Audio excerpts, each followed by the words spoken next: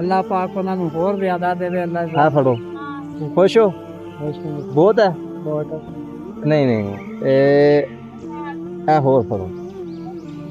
ਠੀਕ ਹੈ ਜੀ। ਅੱਲਾਹ ਪਾਕ ਜੀ। ਅੱਛਾ ਬਾਬਾ ਜੀ, ਆ ਤੇ ਹੁਣ ਅਸੀਂ ਤੁਹਾਡੀ ਹੈਲਪ ਕਰ ਚੱਲੇ ਆ, ਠੀਕ ਹੈ?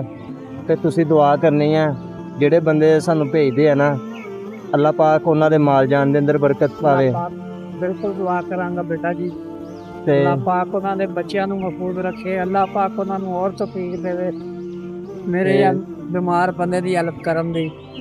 ਅੱਲਾਹ ਪਾਕ ਉਹਨਾਂ ਨੂੰ ਹੋਰ ਜ਼ਿਆਦਾ ਦੇਵੇ। ਆ ਫੜੋ, ਖੁਸ਼ ਹੋ? ਬਹੁਤ ਹੈ? ਬਹੁਤ ਨਹੀਂ ਨਹੀਂ, ਇਹ ਹੋਰ ਫੜੋ।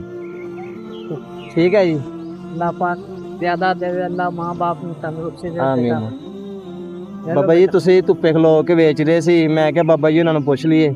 ਤੇ ਬਾਬਾ ਜੀ ਆ ਜਿਹੜਾ ਜਿਸਮ ਹਿੱਲ ਰਿਹਾ ਵਾ, ਇਹਦੀ ਵਜ੍ਹਾ ਕੀ ਹੈ? ਫਿਫਰਿਆਂ ਦਾ ਮਸਲਾ ਹੈ? ਬੇਟਾ ਮੇਰਾ ਫਿਫਰਿਆਂ ਦਾ, ਇੱਕ ਫਿਫਰਾ ਡੈਮੇਜ ਹੈ, ਇੱਕ ਫਿਫਰਾ ਹੈ। ਅੱਛਾ ਅੱਛਾ। ਇੱਕ ਫਿਫਰਾ ਕੰਮ ਨਹੀਂ ਕਰਦਾ, ਸਾਹ ਦਾ ਮਸਲਾ ਹੈ।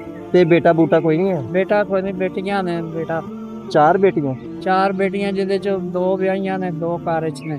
ਤੇ ਉਹਨਾਂ ਦਾ ਫਿਰ ਕਿੱਦਾਂ ਅਸਰ ਉਹਨਾਂ ਦਾ ਬਸ ਬੇਟਾ ਕੋਈ ਘਰ ਦੀ ਕੋਈ ਕੋਠੀ ਤੇ ਕੰਮ ਕਰਕੇ ਲੈ ਆਉਂਦੀ ਹੈ, ਹਾਂਜੀ ਹਾਂਜੀ। ਕੋਈ ਆਪ ਇੱਥੇ ਬਸ ਤੇਰੇ ਜਾਂ ਪੁੱਤਰ ਆ ਕੇ ਹੈਲਪ ਕਰ ਦਿੰਦੇ ਨੇ, ਬਸ ਗੁਜ਼ਾਰਾ ਚੱਲ ਰਿਹਾ ਹੈ। 7-8 ਹਜ਼ਾਰ ਰੁਪਇਆ ਮਕਾਨ ਦਾ ਕਿਰਾਇਆ, ਕੋਈ ਬਿਜਲੀ ਦਾ ਬਿੱਲ ਹੈ, ਬਸ ਬੇਟਾ ਇਸ ਤਰ੍ਹਾਂ ਹੀ ਗੁਜ਼ਾਰਾ ਚੱਲ ਰਿਹਾ। ਬਸ ਤੁਸੀਂ ਦੁਆ ਕਰਨੀ ਹੈ, ਇਨਸ਼ਾਅੱਲਾ ਜਿੰਨੀਆਂ ਵੀ ਪਰੇਸ਼ਾਨੀਆਂ ਅੱਲਾਹ ਪਾਕ ਹੱਲ ਕਰ ਦੇ। ਅੱਲਾਹ ਪਾਕ ਸਭ ਦੀਆਂ ਪਰੇਸ਼ਾਨੀਆਂ ਹੱਲ ਕਰੇ। ਅੱਲਾਹ ਪਾਕ ਤੁਹਾਡੀਆਂ ਹੀ ਪਰੇਸ਼ਾਨੀਆਂ। ਠੀਕ ਹੈ ਬਾਬਾ ਜੀ, ਬਿਸਮਿਲ੍ਲਾਹ। ਜੱਫੀ ਪਾ ਲਓ।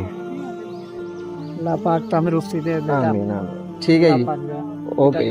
ਓਕੇ, ਅੱਲਾਹ ਪਾਕ ਜ਼ਿਆਦਾ